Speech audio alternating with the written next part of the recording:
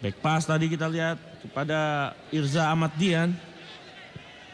Reviansyah, bola diagonal jauh. Belum keluar, baik sekali. Haikal Fatah crossing dan sebuah gol! Gol!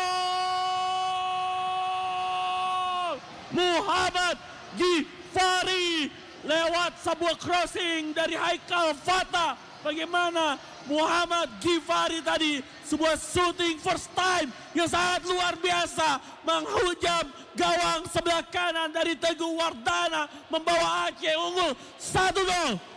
Tim Serabi Bekah kali ini unggul 1 gol di depan Sulawesi Selatan.